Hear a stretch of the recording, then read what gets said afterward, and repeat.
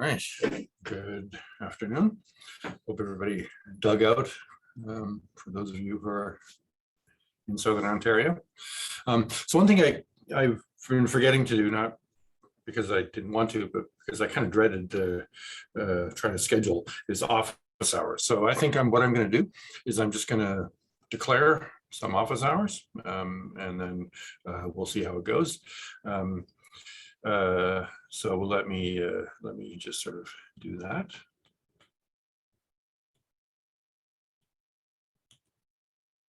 So let's go with Monday at 1:30 to 2:30, and then Tuesday from 8:30 to 9:30. Okay, and if I get like half the class emailing me telling me they can't make it on either of those days, then I'll try to change something. But for now, let's start with that. Okay. So last time we talked about submanifolds, and today what we will do is we will talk about mappings between manifolds. So as I sort of indicated last time, one of the things you do whenever you introduce a new mathematical construction is you want to talk about two things immediately suggest themselves. One is sub things, whatever the thing is you're talking about, and then the other is mappings between those things. And so, as a point of reference, in linear algebra, you talk about vector spaces and subspaces and linear maps. Okay, so this is kind of a similar kind of an exercise. All right. Okay. All right, so let's just, what is it that we're after? We want to say what it means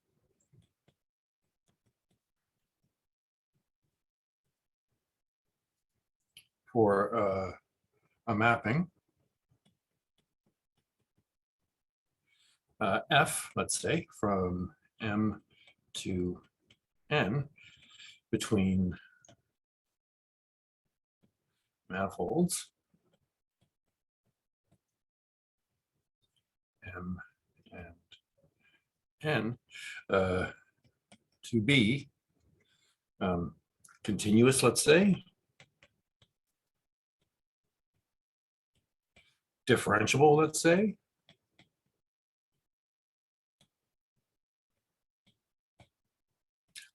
class CR. Okay, so what that means is class CR means R times continuously differentiable.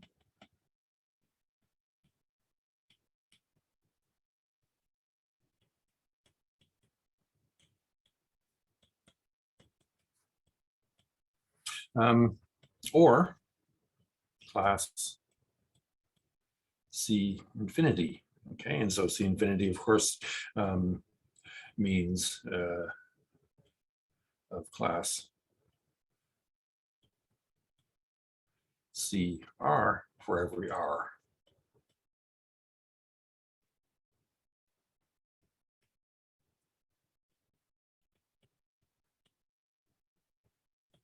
Okay. And so class C infinity things, so we've used this terminology before and you frequently see it, and I'll say it. I generally try not to say it. I try to say C infinity, but sometimes I'll say smooth when I'm feeling lazy. So smooth in this class is synonymous with infinitely differentiable. Okay. All right. So we certainly know what it means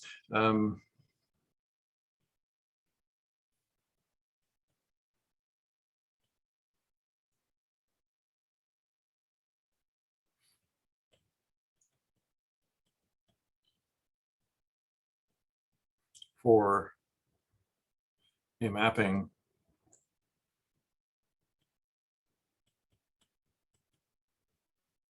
let's say f from u to v between open sets u, and let's say Rn, and v, and let's say Rm, to be as above. Okay, so I mean, continuous, differentiable, class CR, class C infinity, you talk about how to differentiate mappings like this. Again, this was something you covered in 281. And so those things are in hand already, okay? And we know also that manifolds are defined to be things which have an atlas, and an atlas means you have charts, and charts give you a way of making little bits of your manifold look exactly like these things, right? Okay. And so what you'd like to do is you'd like to use that property of the definition of manifolds to convert things that you already know, which is mappings between subsets of Euclidean space, into definitions for manifolds, okay? And so we adapt these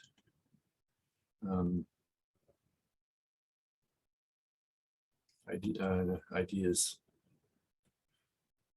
from vector calculus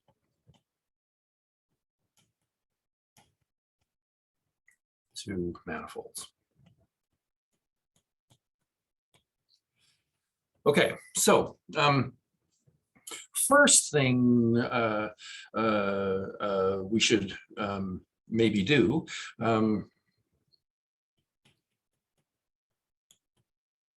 because it's slightly kind of apart from, we're mainly interested in differentiability here. Differentiability, twice differentiability, finite differentiability, and infinite differentiability. But first, let's talk about continuity, which you can think of as kind of being 0 times differentiable. Of course, that doesn't logically mean continuous, but usually when you write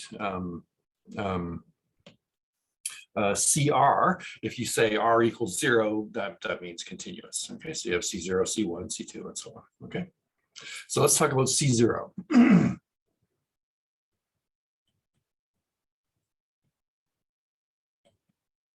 Which are continuous mappings.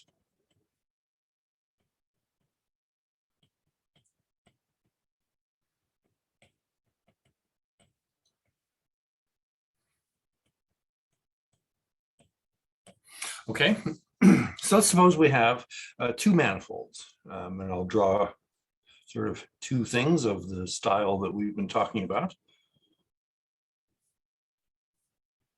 And this one's M, and this one's N, okay? And I have a mapping between these 2 things, F, all right?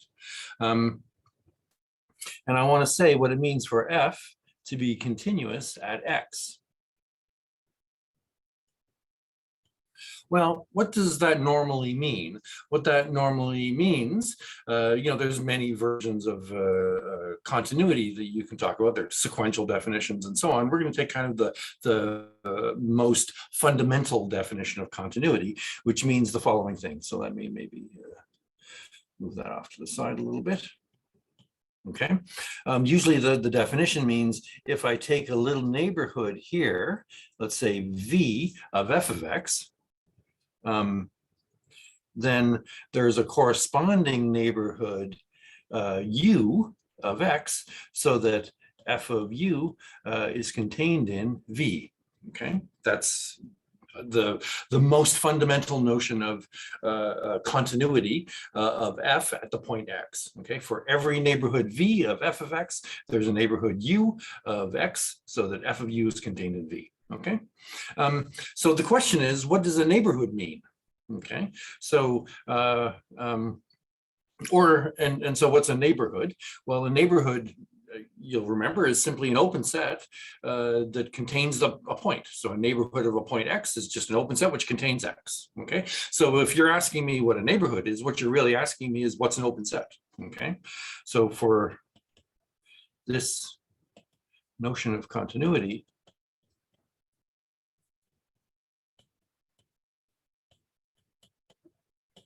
we need to say, oops,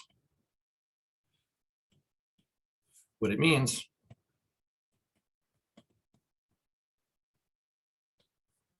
for a subset of a manifold to be open. Okay, so that's the first thing we should do. And the definition goes like this. A subset, let's say O of M. So if I'm not telling you what M is always a manifold, is open if for each X in O. Okay, and so this is going to resemble the usual definition of an open subset of Euclidean space. What's the definition of an open subset of Euclidean space? It's that for every point in the set, there's a ball around that point, which is contained in the open set. Okay, so this we use a definition which looks quite similar.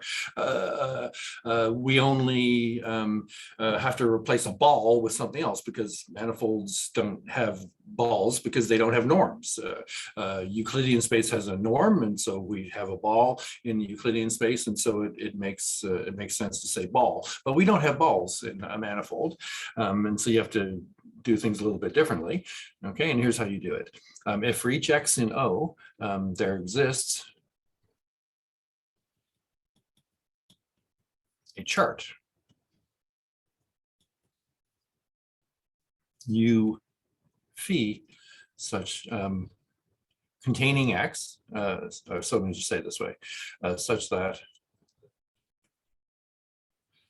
X is contained in U, which is contained in O, like so. Okay, so the idea in pictures is, okay, so I have this set, and I want to say what it means for this set to be open. Okay, so I choose some arbitrary point in this set, let's say X. Maybe let me draw X a little bit easier place, maybe there. Okay, so here's my point X. The definition of open says around that point X, I can find a chart which is contained entirely in O. So U, okay, and then U is a chart. So U has its phi, which maps to some Euclidean space, and that's phi of U. Okay, and I know that the definition of a chart is such that this thing is open. Okay, and so really what I'm doing is I'm replacing openness, and I'm using as a proxy for openness in M, I'm really using openness in Euclidean space. Okay, all right. Okay, so that's what it means to be open, and so therefore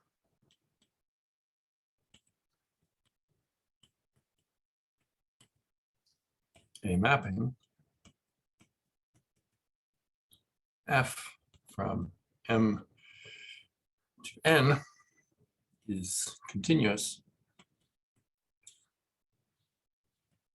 if, let's maybe say continuous at X, just to,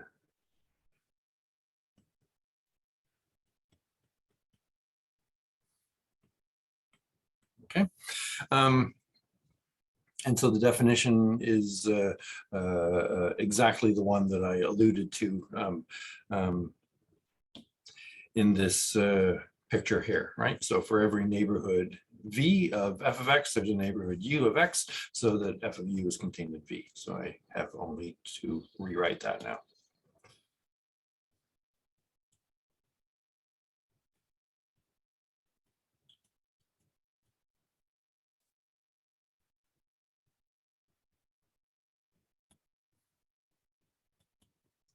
Okay, and so let's just make sure we understand that I needed to say what an open set is because I need to have openness to talk about neighborhoods. Okay, so any neighborhood of f of x, and what that means is, i.e., open set containing f of x.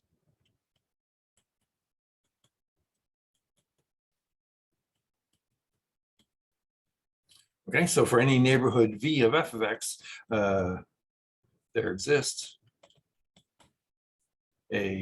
sorry, my writing's getting sloppy because I'm getting near the bottom. There exists a neighborhood u of x such that f of u is contained in V. Okay. All right.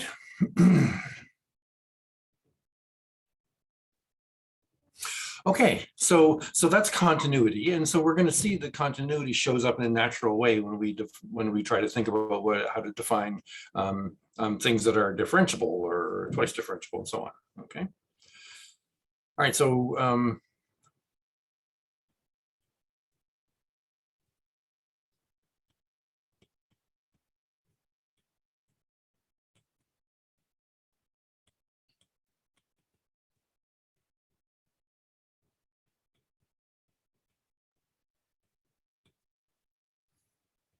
all right.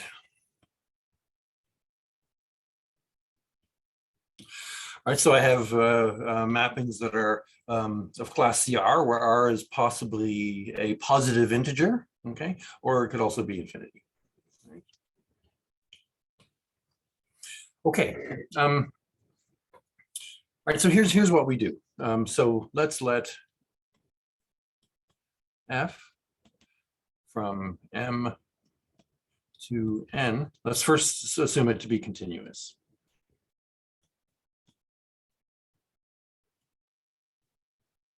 And let u phi be a chart for m, and v psi be a chart for n such that f of u is contained in V. Okay, and so this is the continuity condition, right? So I know since f is continuous, I know that if you give me a V, I know I can find a U with this property. Okay, so I know by continuity I can always do this. All right. All right. So it's easiest to draw a picture here, and so as above, when I talked about continuity, I have. So I'm going to need this to be a little bit smaller.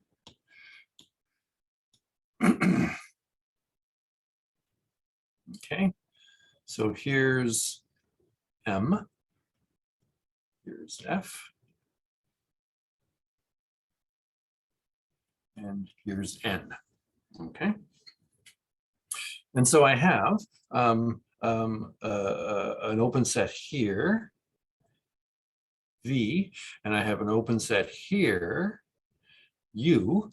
Okay, and I know that f of u is contained in V. Okay, so so every point in here under f maps,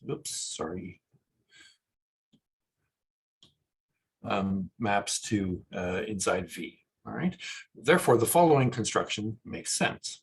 Okay, so u phi is a chart. So I have one of these. And I know that V psi is a chart. So I have one of these.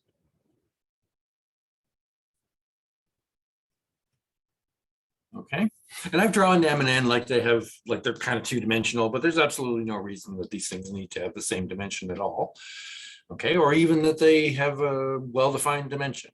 Okay, it's just easier for the picture purposes to make them look the same. Okay, I mean, here's what you do, is you define a mapping, and the mapping does the following thing. The mapping goes from phi of u to psi of v. And here's what it does. It takes a point in phi of u, okay, like so. And because phi is a chart map, we know that it's a injective. And so in particular, it's a bijection from u to phi of u. And so I can take a point in here and I can map it backwards by phi, okay? Then I map it forwards by f. And I know by the continuity condition that the resulting thing is going to be contained in V, okay? And so then I can map it from V into psi of V by psi, okay? And the resulting mapping I write like this, so that's F phi psi, okay? And so the mapping F phi psi, which maps phi of u to psi of v, defined by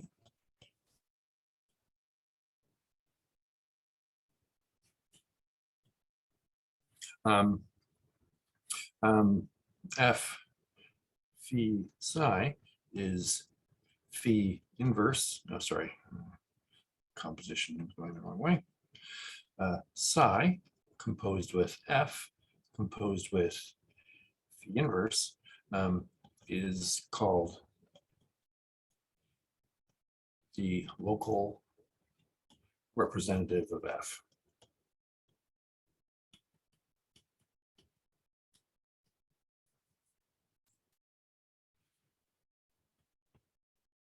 Okay. All right, so this is a construction that I can do whenever I have a mapping that's continuous. All right. So what have I done now? What I've done is I've started with this mapping F, which goes between the two manifolds, and in charts U and V, I've defined a local representative. And I call this a local representative because it's sort of indicating what the map F looks like locally. Okay, and so locally means in a given chart. Okay.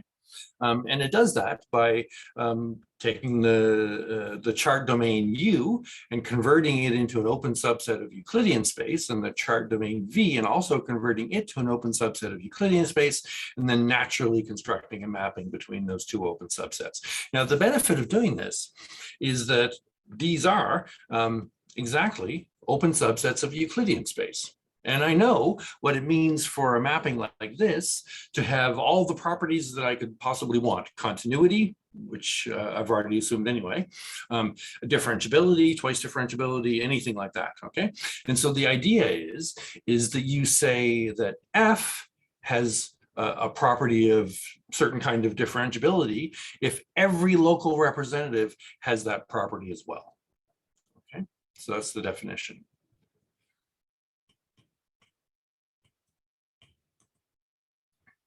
A mapping F from M to N is of class CR, okay, and R here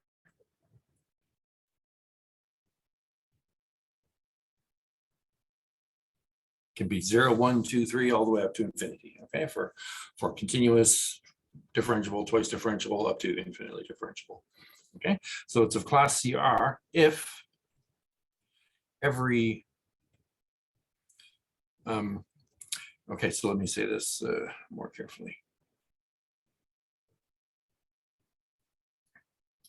Okay, so if for every X in M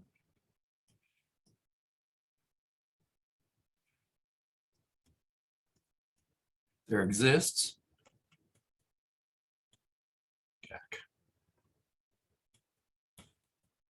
a chart U phi about X and a chart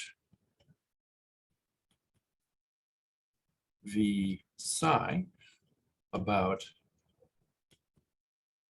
f of X, so that, okay, so the first condition is just this sort of, condition that everything makes sense. Okay, in order for this construction of the local representative here to make sense, I must have that. Okay, so I'm going to require that. F of U is contained in V, and 2, the local representative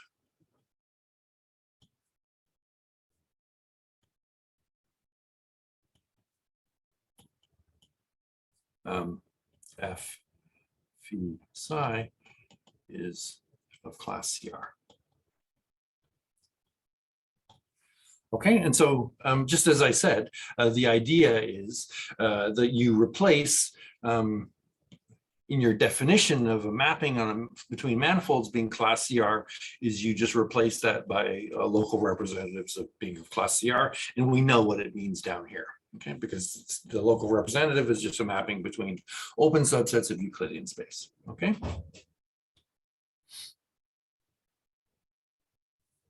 that make sense? Any questions about that? Okay. So there's the thing here that you should think about.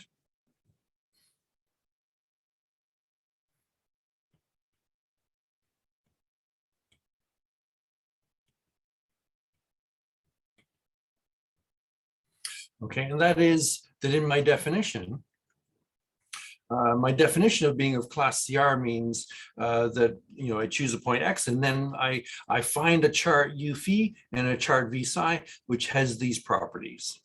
Okay, can it happen that I choose a U and a V?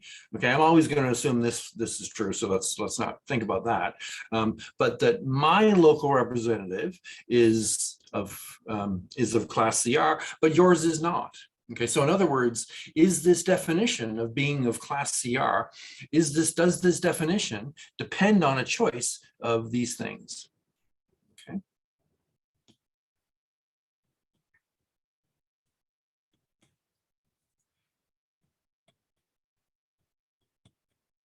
Does the definition depend on U phi and V psi? Okay, well, it better not, first of all. And so, therefore it doesn't, or else I wouldn't be telling you about it. Okay, and why had it better not? Well, the idea is with manifolds, and we're going to see this idea come up in multiple different ways throughout the course, you might very often define a notion when working with manifolds by defining what it looks like with a choice of charts. Okay, but if that definition is to make any sense, then it should be independent of the choice of charts. And we're going to see various versions of this as we go through the course, and this is the first time we're encountering it. Okay, so let's think about it a little bit here. Okay, so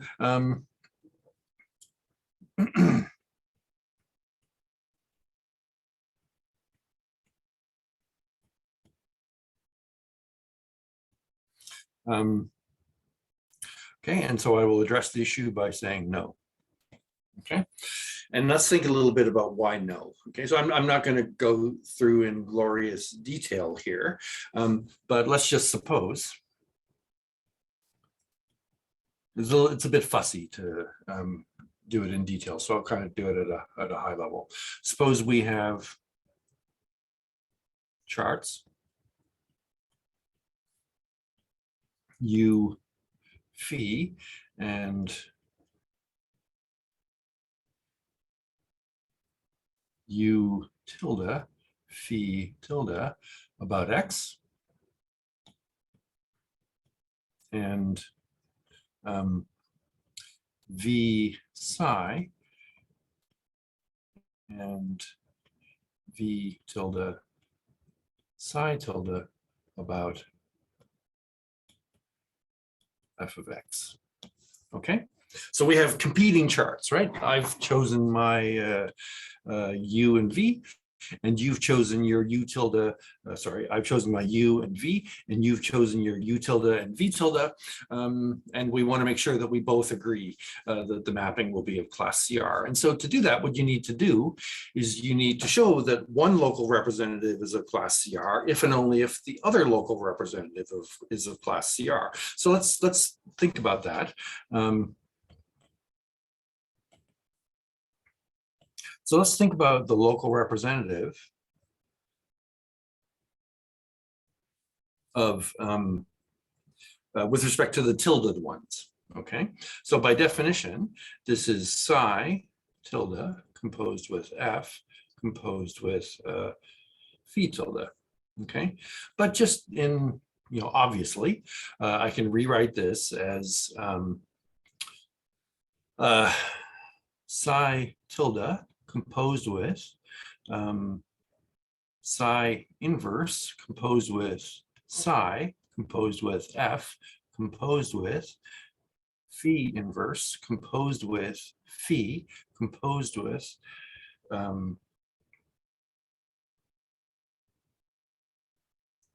this one's inverse, okay, composed with phi tilde inverse, okay? Right, and why can I do this? And so this is where to do this properly, you have to be a little bit careful with domains and things like that, because the charts overlap and these mappings don't all make sense all of the time, but they make sense if you restrict them to intersections. And so you have to, go through a bunch of stuff. But basically, at the end of the day, it amounts to this. What are these things right here? We've encountered these. Oh, sorry, I apologize. I didn't mean that. I meant these things right here. We have a name for those that we've seen previously in the course. What are those? So I have two charts, u phi and u tilde phi tilde. And then I have this map, which is phi tilde inverse phi.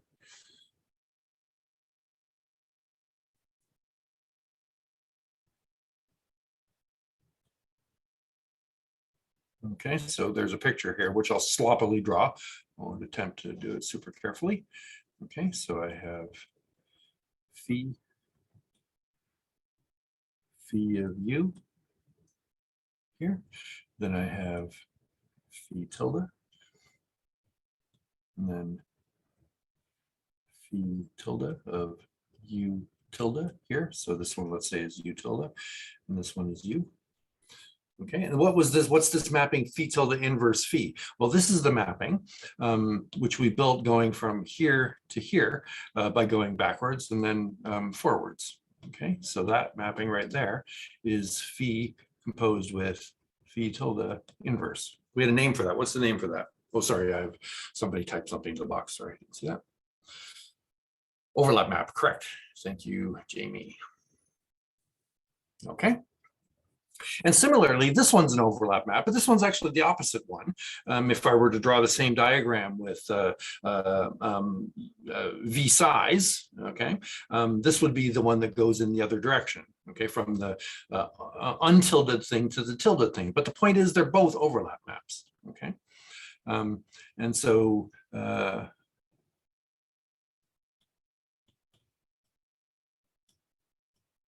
that is an overlap map. And that thing right there is also an overlap map. Okay, what do I know about overlap maps? Well, I know that overlap maps are, by definition of overlap map, C infinity diffeomorphisms. Okay, so they're invertible, they're smooth, infinitely differentiable, invertible, and with infinitely differentiable inverse, okay? And what do I know about this? Well, that thing right there is, of course, the local representative, f phi psi. Okay, so what I know then is to get from the local representative in the untilted choices of coordinates to the local representative in the tilted choices of coordinates, what I do is I pre-compose with a mapping which is C infinity diffeomorphism, and then I post-compose with another mapping which is also a C infinity diffeomorphism. And so, you know, because compositions of infinitely differentiable, or sorry, let me say it more in the context that I want here. If I compose two mappings that are of class CR, okay, so R times continuously differentiable, the composition will also be of class CR, okay? And so, therefore, if this is of class CR, okay, this is of class C infinity, and this is of class C infinity, then this must be of class CR. Okay, it's just a composition of things that are of class CR. And then you can reverse that the other way around. So that shows that if this is a class CR, then this is a class CR, then you reverse the process to show that if this is a class CR, then this is a class CR. Okay, so that's the idea there. Okay. All right, so so as I said, this is an important issue that's going to come up, and that is when you introduce a concept, you should verify that that concept is actually independent of coordinates. Okay. All right. Okay, so that is mappings between manifolds. Okay, so this is the kind of, these are the, you know, as linear maps are the natural kinds of maps to talk about between vector spaces. These kinds of mappings are the natural mappings to talk about between manifolds. Okay. All right. All right, so, oopsie. Now we started in lecture 1 by talking about mechanics. And why did we talk about mechanics? We talked about mechanics because it introduced to us the idea of objects that are not objects that we were previously used to dealing with, things like circles and spheres and SO3, okay? And so that motivated us to talk about a different kind of an object, a manifold, and now we can talk about mappings between manifolds. And so we've built a little bit of a framework. And so let's, and we've also talked about sub-manifolds. And so now let's see how that machinery from differential geometry can be adapted to talk about mechanics. Okay, and so we're going to talk about configuration manifolds. And I'm not going to call them configuration spaces anymore because they're manifolds.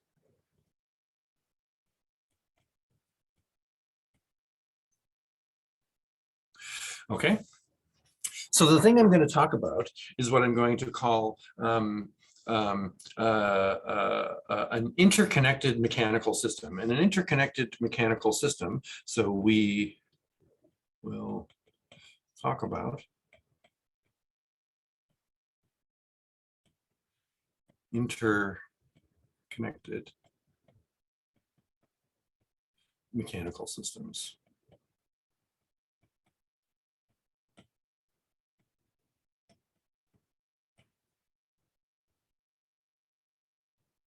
Okay, so let me call these ICMSs. Okay, so interconnected mechanical systems, so I never have to write all those words again. All right, and so what an interconnected mechanical system is it's an interconnection of rigid bodies.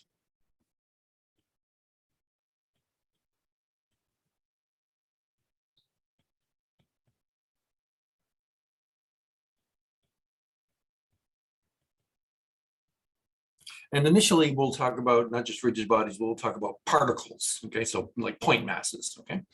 And we'll see later on in the course that point masses are actually just special examples of rigid bodies. You may not be surprised by that, but you'll probably be surprised about how that works. Okay.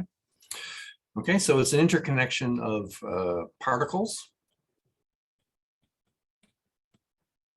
Okay, so point masses.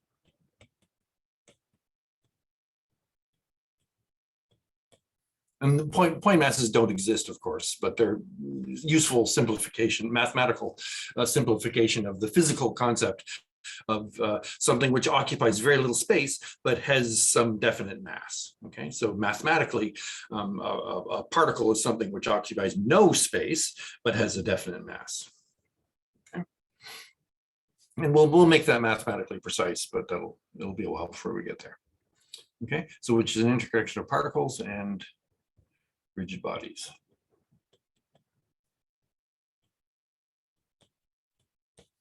Okay, so let's talk about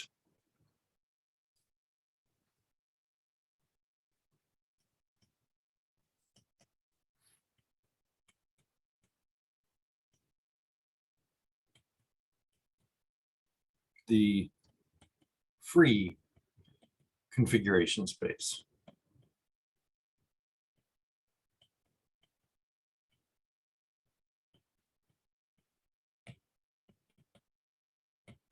Okay, and what I mean by free is with no interconnections. And then the interconnections are something which I'll impose later. Okay, so i.e. The system without interconnections.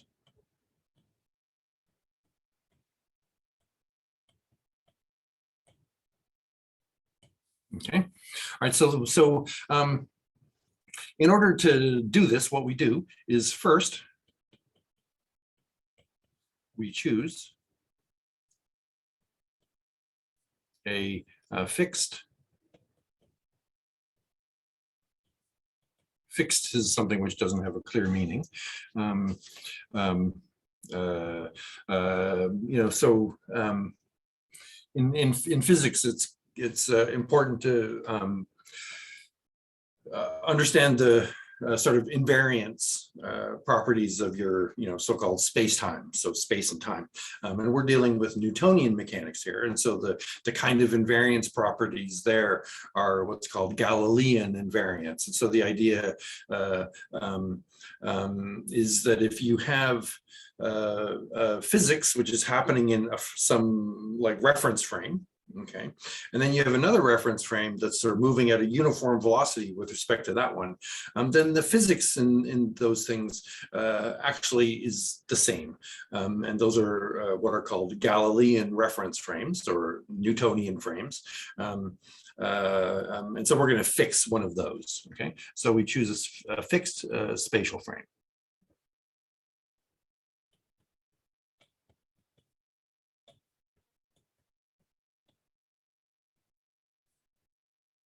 S1, S2, S3. Okay, so we're working physical space here. So physical space supposedly has 3 dimensions. Okay, and so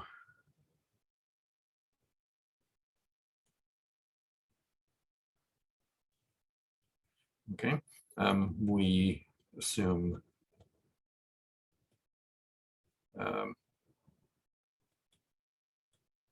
right-handed orientation. You could do everything left-handed, but nobody likes a lefty. Okay. All right, so we fix that once and for all, okay, and we never change it.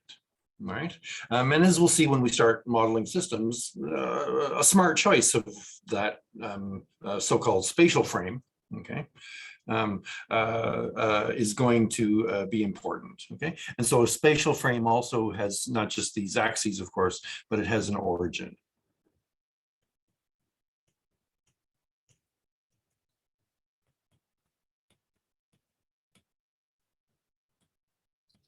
Okay, and so the spatial origin and these axes, which are have their the base of their vectors at this point, they don't move. Okay. All right, so now, so then a particle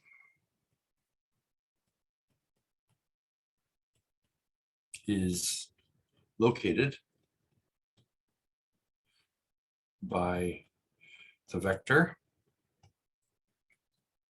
which I'll call little r. So little r is going to be like a position vector, by the vector r from the spatial origin, OS, to the location of the particle.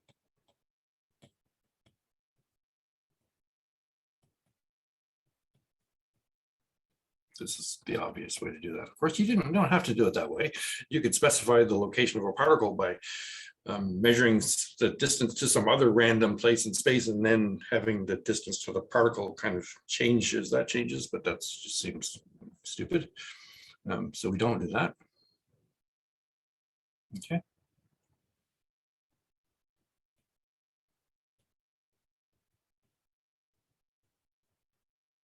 And so we have a particle which sits out here, and then we have that vector which goes from the spatial origin to the position of that particle. And so that gives us a vector in R3. Okay, for a rigid body,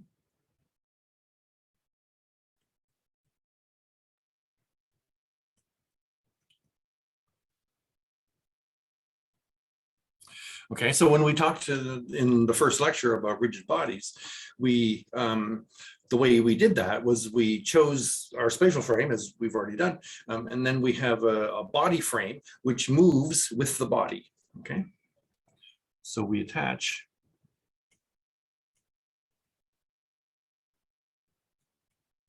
a body frame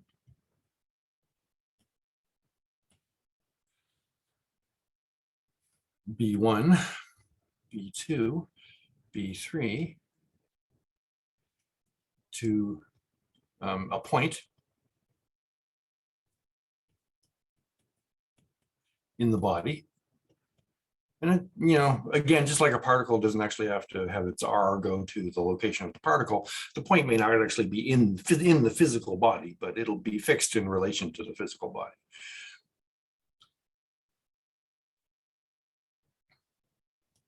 Okay, and so the idea is that I have my spatial frame that I've fixed here with its spatial origin. And then I have my rigid body out here, which has, and I take some point, and again, I draw it like it's in the body, but physically it may not actually be in the body, but that's okay.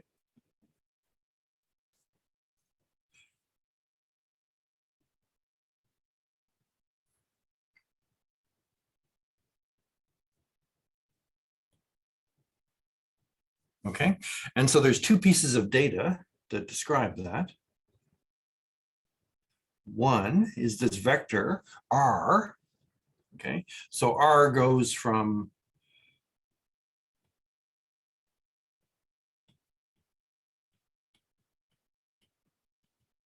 the spatial origin to the body origin. Okay, and then I also have r in SO3 constructed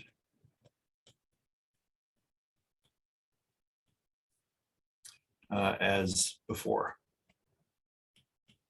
Okay, so I'm not going to go through that again. I went through it in some detail in the first lecture. So, but remember that the way you do that is you build R by putting in the first column of R the components of the vector B1 with respect to the spatial frame.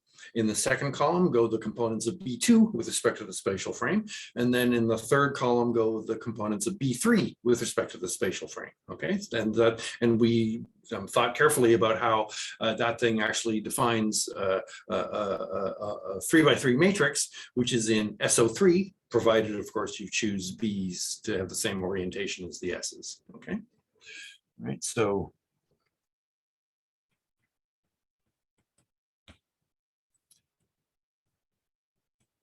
the free configuration space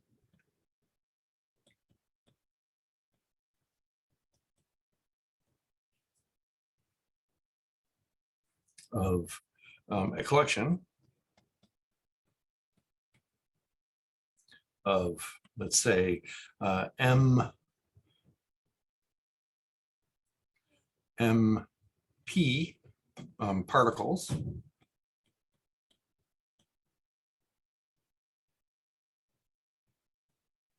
and MB rigid bodies